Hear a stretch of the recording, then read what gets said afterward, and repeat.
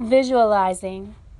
Some people visualize everything that they think, and many think that it is impossible to make a demonstration unless they possess the power to visualize. This is not the case. While a certain amount of vision is necessary, on the other hand, it must be remembered that we are dealing with a power that is like the soil of the ground, which will produce the plant when we plant seed.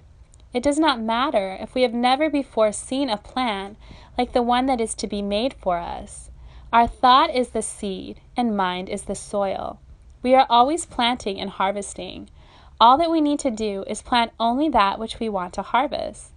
This is not difficult to understand. We cannot think poverty and at the same time demonstrate plenty. If a person wants to visualize, let him do so. And if he sees himself in full possession of his desire and knows that he is receiving, he will make his demonstration. If, on the other hand, he does not visualize, then let him simply state what he wants and absolutely believe that he has it, and the result will always be the same. Remember that you are always dealing with law, and that this is the only way that anything could come into existence. Don't argue over it.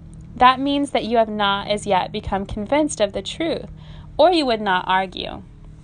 Be convinced and rest in peace. Where demonstration takes place. Does demonstration take place in the patient, the practitioner, or in the mind of God? Let us see. We are in the mind of God, and so it must take place there. But the patient is also in the mind of God, or there would be two minds, and so it must take place in the mind of the patient also. But that is the mind of God, so what does it matter where it takes place? We do not have to project our thought, because mind is right at hand and never leaves us at any time. All that we have to do is to know within ourselves, and when we are absolutely convinced, we will have made the demonstration. As far as the practitioner is concerned, all that he has to do is convince himself. Here his work begins and ends. There is a power that will look after the rest. If this not the supreme attitude of faith in higher power? Of course it is. And the more of that faith that we have, the easier it will be for us, and the quicker we will receive an answer to our prayer. If you have a simple childlike faith, it will produce. But it should give us a greater faith when we know something of the way that the law operates. It follows, then, that we should, by understanding, have so great a faith that we shall never fail to get the affirmative answer to all of our thoughts. Each victory will strengthen us until the time will come when we will no longer have to say, I hope or believe, but I know. Part 2. Practice. Treatments. The way to give a treatment is first of all to absolutely believe that you can. Believe that your word goes forth into a real creative power, which at once takes it up and begins to operate upon it. Feel that to this power all things are possible. It knows nothing but its own power to do that which it wishes to do. It receives the impress of your thoughts and acts upon it. It is never safe to treat for anything that you do not wish to happen. That means that what you would want for another, you must first be willing to receive for yourself. Believe, then, that your word is to be acted upon by an almighty power. Feel its great reality in and through all things you speak into it, and declare just what you wish it to do for you, never doubting in your own mind, but that it will do just as you have directed. All that a practitioner has to do is to convince himself to know, to believe, and that thing will happen to him which he states.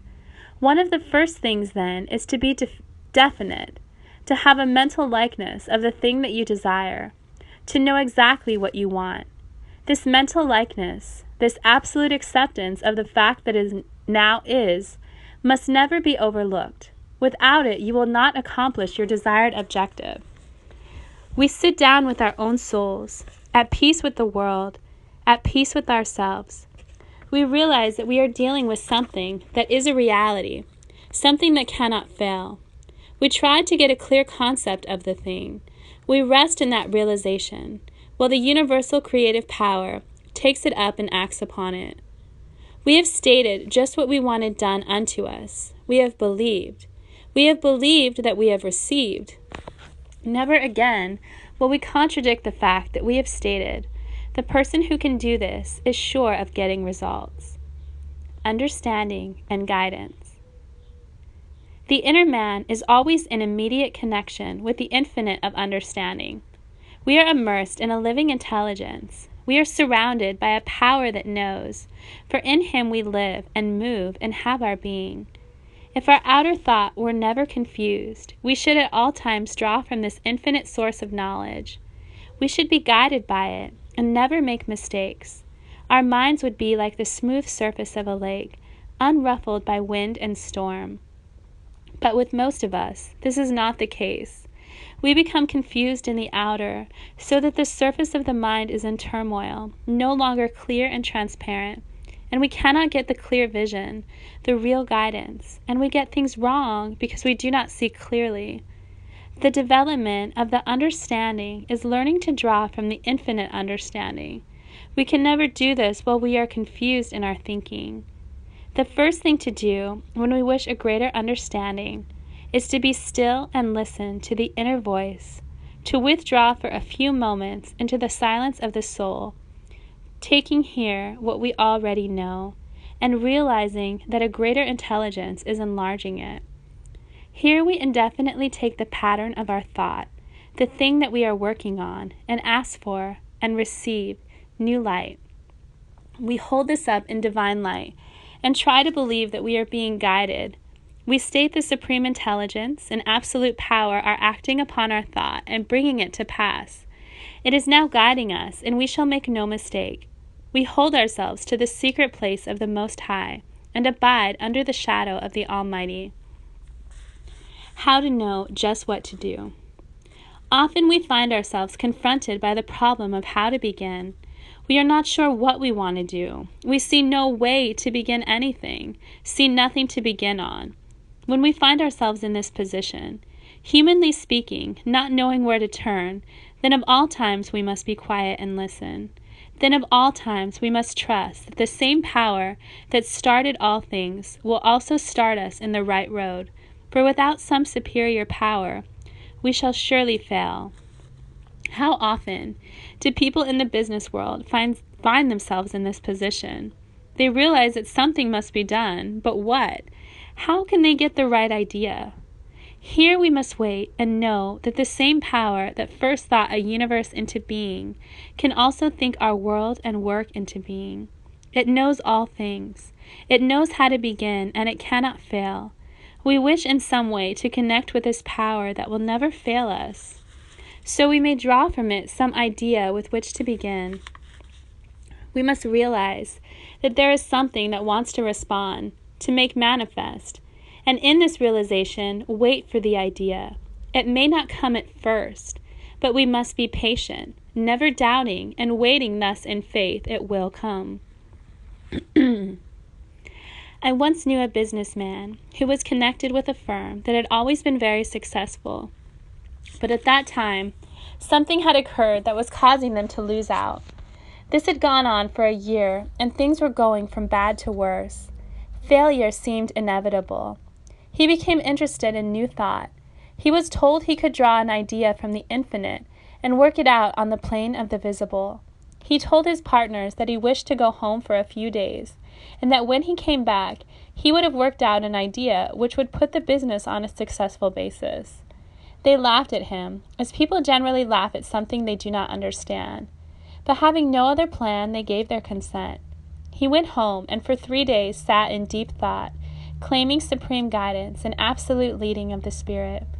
During this time, a complete plan formulated in his mind as to the exact method to pursue in the business. He returned and told his plan to his partners.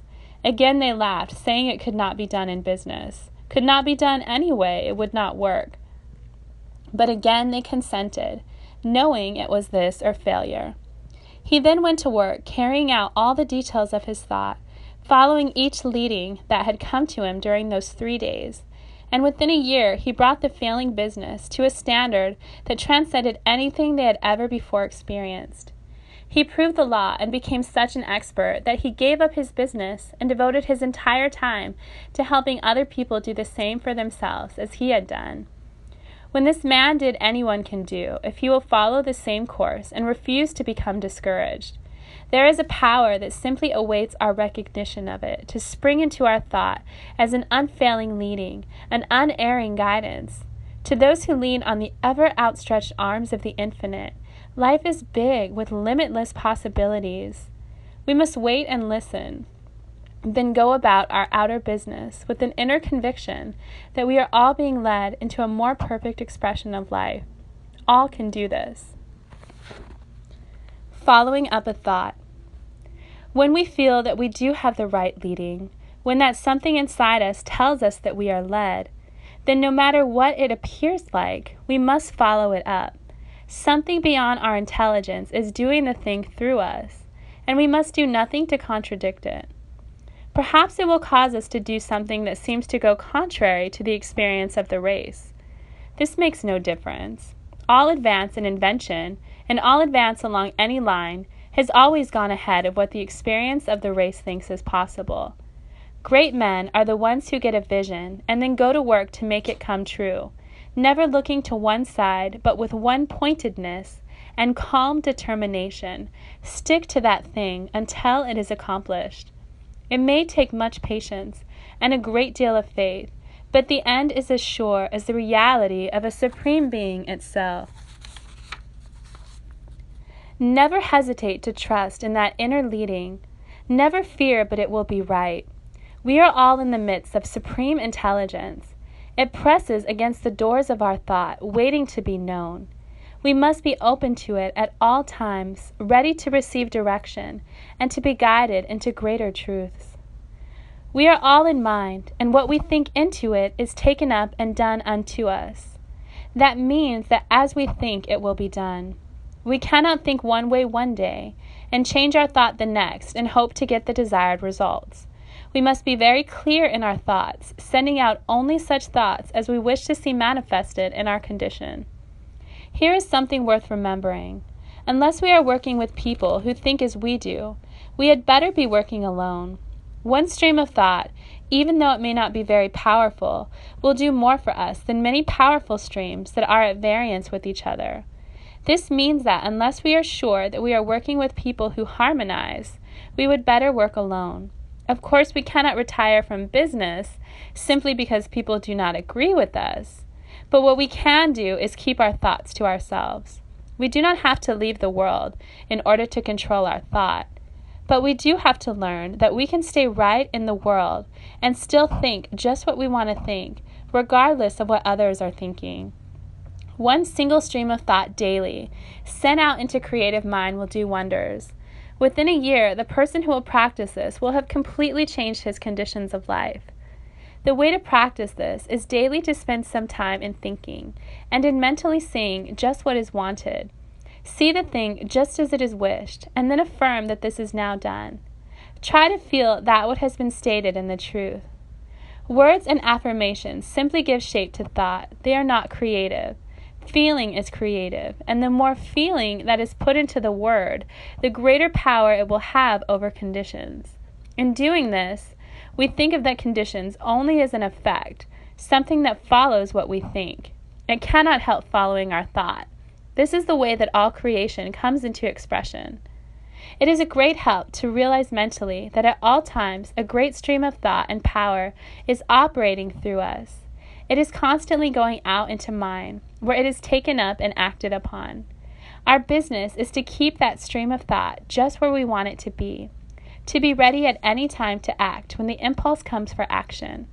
Our action must never be negative. It must always be affirmative, for we are dealing with something that cannot fail. We may fail to realize, but the power in itself is infinite and cannot fail. We are setting in motion, in the absolute, a stream of thought that will never cease until it accomplishes its purpose. Try to feel this. Be filled with a great joy as you feel that it is given to you to use this great and only power. Keep the thoughts clear and never worry about the way that things seem to be going. Let go of all outer conditions. When working in mind, for there is where things are made. The creation is going on, and it is now making something for us. This must be believed as never believed before. It must be known as the great reality. It must be felt as the only presence. There is no other way to obtain.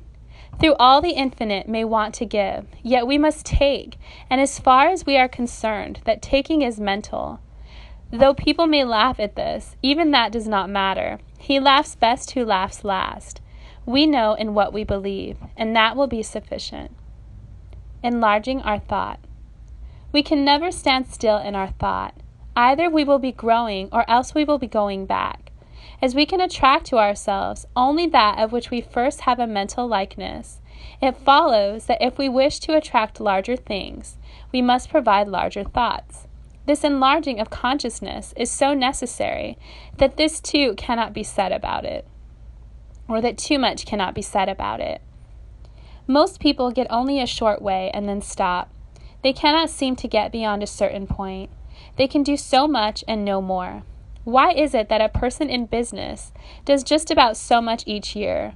We see people in all walks of life getting so far, never going beyond a certain point.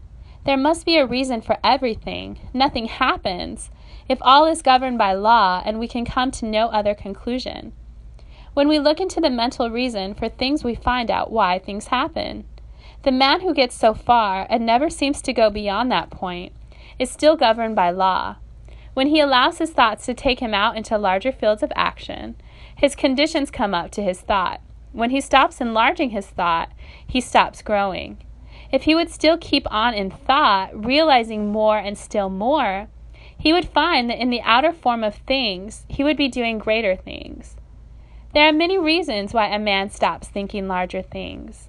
One of them is a lack of imagination. He cannot conceive of anything more to follow than that which has already happened. Another thought works like this. This is as far as anyone can go in my business. Right here he signs his own death warrant. Often a person will say, I am too old to do bigger things. There he stops. Someone else will say, competition is too great. And here is where this man stops. He can go no further than his thought will carry him. All this is unnecessary when we realize that life is first of all consciousness, and then conditions follow. We see no reason why a man should not go on and never stop growing. No matter what age or what circumstance, if life is thought, we can keep on thinking bigger things. There is no reason why a man who is already doing well should not be able to mentally conceive of a still better condition. What if we're active? There is always a greater activity possible. We can still see a little beyond what has come before. This is just what we should do, see, even though it be but a little beyond our former thought. If we always practice this, we will find that every year we shall be growing, every month we shall be advancing, and as time goes on, we shall become really great. As there is no stopping in that power which is infinite, as the limitless is without bounds, so should we keep on trying to see more and more greater possibilities in life. We should definitely work every day for the expansion of thought. If we have 50 customers a day, we should endeavor to believe that we have 60. When we have 60, we should mentally see 70. This should never stop. There is no stopping place in mind. Let go of everything else. Drop everything else from your thought, and mentally see more coming to you than has ever come before. Believe that mind is establishing this unto you, and then go about your business in the regular way. Never see the limitation, never dwell upon it, and above all things, never talk limitation to anyone. This is the only way, and there is no other way to grow a larger thought. The man with the big thought is always the man who does big things in life. Go get a hold of the biggest thing that you can think of and claim it for your own. Mentally see it and hold it as a thing already done, and you will prove to yourself that life is without bounds. Always be gathering. There is no reason why a person should ever stop. This does not mean that we should be miserly, trying to accumulate more and more to hold, but that our thought should so enlarge that it cannot help gathering more and more, even though, on the other hand, or with the other hand, we are ever distributing that which we gather. Indeed, the only reason for having is that we may give out of that which we have. No matter what big things happen to us, we should still be expecting more and more. Even when we think that we have at last arrived, right at the moment when it seems as though life had given us all that we could stand, right here, let it be but a beginning for still greater things. No matter how large the picture that you hold in mind, make it larger. The reason why so many people come to the point where they stop is that they come to a point where they stop growing in their own minds. They come to a point where they can see no more, thinking that because they have really done a big thing, they should stop there. We must watch our thoughts for signs of inactivity. Nothing in the universe ever stops. Everything is built on a boundless basis, drawn from a limitless source, come forth from an infinite sea of unmanifest life. We speak forth into this life and draw back from it all that we first think into it. Life is always limitless, and the only thing that limits us is our inability to conceive mentally, and we should draw more and more from that limitless source. Mental likeness. We can draw from the infinite only as much as we first think into it. It is at this point that so many fail, thinking that all they need to do is to affirm what they want and it will follow. While it is true that affirmations have real power, it is also true that they have only that which we speak into them. As we cannot speak a word that we do not know, so we cannot make an affirmation that we do not understand. We really affirm only that which we know to be true. We know that to be true, which we have experienced within ourselves. Although we may have heard or read that this or that thing is true, it is only when there is something within our own souls that corresponds or recognizes its truth that it becomes true to us. This ought never to be lost sight of. We can effectively affirm only that which we know, and we know only that which we are. It is herein that we see the necessity of providing within a greater concept of life, a bigger idea of ourselves, and a more expanded concept of the universe in which we live, move, and have our being. This is a matter of inner growth together with the enlarging of all lines of thought and activity. If we want to do a thing that is really worth doing, we must mentally grow until we are that thing which we should want to see made flesh. This may take time, but we should be glad to use all the time necessary to our own development. But few people in limitation have a mental likeness of plenty. This likeness must be provided. The thoughts must be large enough to cover the whole of the thing desired. A small thought will produce only a small thing. The very mind that all is mind proves this to be true. All is mind, and because it is, we can draw from that mind only that which we first think into it as a reality. We must become the thing we want. We must see it, think it, realize it, before the creative power of mind can work it out for us.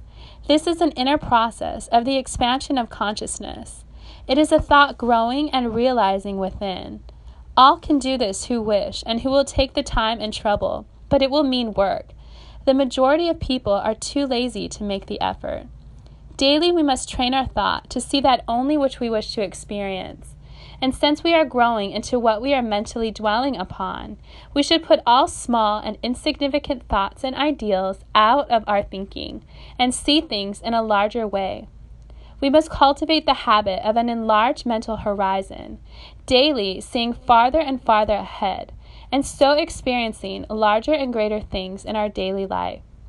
A good practice for the enlargement of thought is daily to see ourselves in a little bigger place, filled with more of activity, surrounded with increased influence and power. Feel more and more that things are coming to us. See that much more is just ahead. And so far as possible, know that we now have all that we see and all that we feel. Affirm that you are that larger thing, that you are now entered into that larger life. Feel that something within is drawing more to you. Live with the idea and let the concept grow, expecting only the biggest and the best to happen. Never let small thoughts come into your mind, and you will soon find that a larger and greater experience has come into your life. Keeping the thing in mind. Never let go of the mental image until it becomes manifested.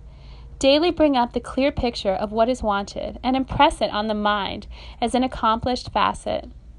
This impressing on our own minds the thoughts of which we wish to realize will cause our own minds to impress the same thought on universal mind. In this way, we shall be praying without ceasing. We do not have to hold continually the thought of something we want in order to get it, but the thought that we may inwardly become the thing we want. 15 minutes twice a day is time enough to spend in order to demonstrate anything, but the rest of the time ought also to be spent constructively. That is, we must stop all negative thinking and give over all wrong thought, holding fast to the realization that it is now done unto us. We must know that we are dealing with the only power there is in the universe, that there is none other besides it, and that we are in it partaking of its nature and its law. Always behind the word that we send forth must be the calm confidence in our ability to speak into the power and the willingness of mind to execute for us. We must gradually grow in confidence and in trust in the unseen world of spiritual activity.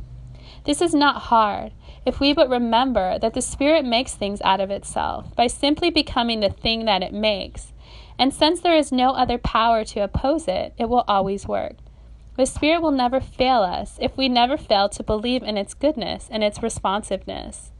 Life will become one grand song when we realize that since God is for us, none can be against us. We shall cease merely to exist. We shall live. Destroy all thoughts that we do not wish to experience. We must resolutely set our faces to the rising consciousness of the Sun of Truth, seeing only the one power. We must destroy the adversary and leave the field to God of good. All that is in any way negative must be wiped off the slate, and we must daily come into the higher thought, to be washed clean of the dust and chaos of the objective life.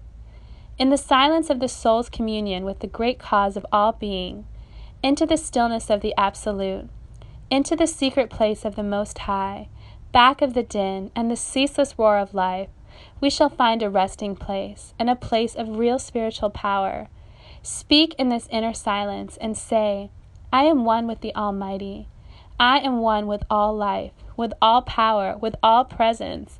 I am. I am. I am. Listen to the silence. From out of the seeming void, the voice of peace will answer the waiting soul. All is well. Here we make known all our needs and wants, and here we receive firsthand from the Infinite all that we shall ever need to make life healthy, happy, and harmonious. Few enter here because of the belief that conditions and circumstances control. Know that there is no law but God's law, that the soul sets its own law in the Infinite, and that our slightest wish is honored by the Father Mind. Daily practice the truth, and daily die to all error thought. Spend more time receiving and realizing the presence of the Most High, and less time worrying. Wonderful power will come to the one who believes and trusts in that power, in which he has come to believe. Know that all good and all God is with you, all life and all power, and never again say, I fear, but always I trust, because I know in whom I have believed. Direct practice for prosperity. Suppose that you are doing a mail order business and sending out cards to the whole country. Take the cards into your hands, or simply think of them and declare into the only mind that they will accomplish that for which they are sent out. Know that every word written on them is truth and carries its own conviction with it. See them each reaching that place where it will be received with gladness and read with interest. Declare this to be so now. Feel it to be the truth. Mentally assert that each card will find its way to the exact place where it will be wanted and where it will benefit the receiver. Feel that each card is cared for by the Spirit, that it is a messenger of truth and power, and that it will carry conviction and realization with it. When the word is spoken, always feel that mind at once takes it up and never fails to act upon it. Our place in the creative order is to know this and to be willing to do all that we can without hurry or worry, and above all else to trust absolutely in the Spirit to do the rest. He who sees most clearly and believes most implicitly will make the greatest demonstration. This one should be you, and will be you as soon as the false thought is gone, and the realization that there is but the one power and the one presence comes. We are wrapped in an infinite love and intelligence, and we should cover ourselves with it, and claim its protection from all evil. Declare that your word is the presence and the activity of the power of all that is, and wait for the perfect concept to unfold. Race consciousness. One of the things which greatly hinders us from demonstrating a greater degree of prosperity we may call race thought or race consciousness. This is the result of all that the race has thought or believed. We are immersed in it, and those who are receptive to it are controlled by it. All thought seeks expression along the lines of least resistance. When we become negative or fearful, we attract that kind of thought and condition. We must be sure of ourselves. We must be positive. We must not be aggressive, but absolutely sure and poised within. Negative people are always picking up negative conditions. They get into trouble easily. Persons who are positive draw positive things. They are always successful. Few people realize that the law of thought is the great reality, that thoughts produce thought. When we come to understand the power of thought, we will carefully watch our thinking to see that no thought enters that we do not want made into a thing. We can guard our minds by knowing that no negative thought can enter. We can daily practice by saying that no race thought of limitation can enter the mind. The Spirit forms itself around us and protects us from all fear and from all limitation. Let us clothe ourselves in the great realization that all power is ours and that nothing else can enter. Let us fill the atmosphere of our homes and places of business with streams of positive thought. Other people will feel this and will like to be near us and enter into the things that we enter into. In this way, we shall be continually drawing only the best.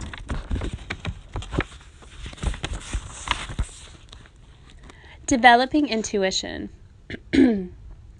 If a person always lived near to mind, he would never make any great mistakes. Some seem to have the faculty of always knowing just what is best to do. They always succeed because they avoid making errors. We can also train ourselves that we will be guided by the supreme mind of the universe, but we can never do this until we believe that we can receive direct from the source of all knowledge. This is done by sitting in the silence and knowing that the Spirit is inwardly directing us. We should try to feel that our thought is being permeated by the thought of the Spirit. We should expect it to direct, but should never become discouraged if at once a direct impression is not received.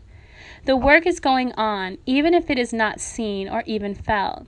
Thought is forming in our mind, and in time will come forth as an idea. When the idea does come, always trust in it, even though it may not seem to be quite as we had expected. The first impressions are usually the most direct and the clearest. They are generally direct from the mind of the universe and should be carefully worked out into expression. We declare, as we sit in the silence, that the Spirit of all knowledge is making known within us just what we should do, that it is telling us just what to say or where to go. Have absolute reliance on this, as it is one of the most important things to do. We should always get that inner assurance before undertaking any new enterprise, being sure that we have really put the whole thing into the hands of life, and that all that we have to do is to work it out in the outer. We shall learn to avoid mistakes when we learn to be directed by that inner voice that never makes mistakes. We should declare in the silence that intelligence is guiding us, and it will do so. Presence of activity. Suppose that your place of business does not seem to manifest any activity. That is, suppose that customers do not come.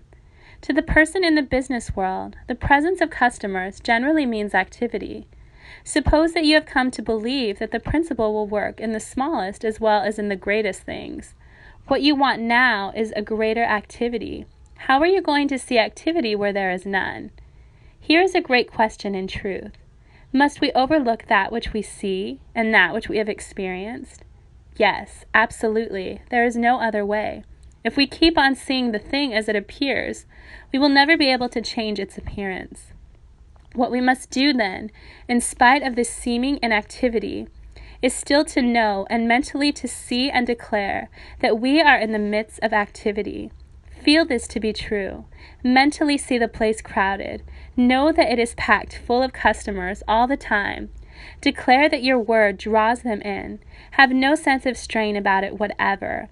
Simply know that you are dealing with the only power that there is. It will work. It must work. Realize when you have spoken the word, the greater power has taken it up, and that it is being established unto you.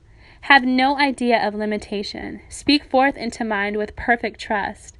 If you have the ability to mentally see the place full, combine this with the word, and daily visualize it as being filled.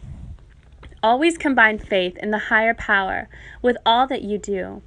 Feel that you are being especially looked after. This is true. When a soul turns to the universe of unmanifest life, at the same time it turns towards Him. Jesus told this in the story of the prodigal son. The Father saw him afar off. Always there is that inward turning to us of the parent mind when we turn to it and place ourselves in closer contact with life. We must keep our mind clear so that when the Spirit brings the gift, we will be open to receive it. Even God cannot force things upon us. We must receive even before we see. For the feeble hands and helpless, groping blindly in the darkness, touch God's right hand in that darkness, and are lifted up and strengthened. Always when we believe, we will have that belief honored to the Spirit of life, mentally seeing just what we want, still seeing even though the heavens fall. We shall succeed in proving that the law of life is a law of liberty. God made man to have all that the universe contained, and then left him alone to discover his own nature. Stop all striving and all struggle, and within your own soul, know the truth and trust absolutely in it. Daily declare that you are being guided and protected, and that the power of the Spirit is bringing all to pass, and wait in perfect peace and confidence. Such an attitude of mind will overcome anything and will prove that spiritual thought force is the only real power in the universe. Drawing your own to you. Suppose that you wish to draw friends and companions to you, that you wish to enlarge your circle of friendships. This too can all be worked out by law, for everything can be worked out by the same law, the reason being that all is one, and that the one becomes the many in expression. There are too many people in the world who are lonesome because they have a sense of separation from people. The thing to do is not to try to unify with people, but with the principle of life, behind all people and things, that is working from the center and not the circumference. In this one mind are the minds of all people. When you unite your thought with the whole, you will be united with the parts of the whole. The first thing to do, then, is to realize that life is your friend and companion. Feel the divine companionship. Feel you are one with all life. Declare that. As this thought awakens within your mind, so does it awaken within the mind of the whole race. Feel that the world is being drawn to you. Love the world, and everyone is in it. Include all, if you would be included in all. The world seeks strength. Be strong. The world loves love. Embody it. See the good in all people. Let go of all else. People will feel your love and will be drawn into it. Love is the greatest power in the universe. It is at the base of all else. It is the cause of all that is. Feel your love to be like a great light lighting the pathway of the whole world. It will come back to you, bringing in many friends, and there will not be time enough to enjoy them all. Become a real friend, and you will have many friends.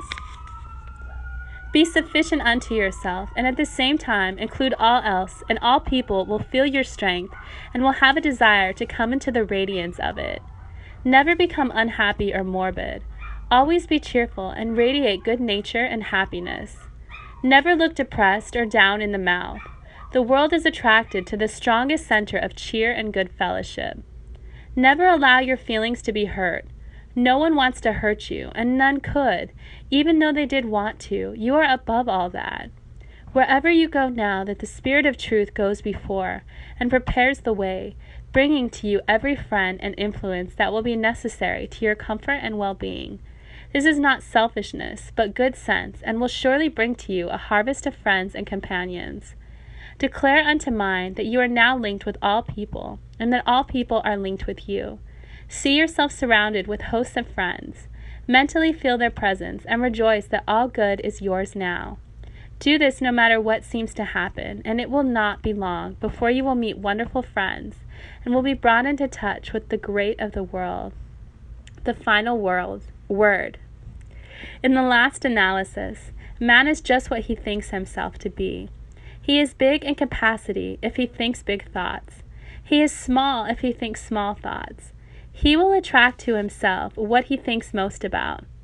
He can learn to govern his own destiny when he learns to control his thoughts.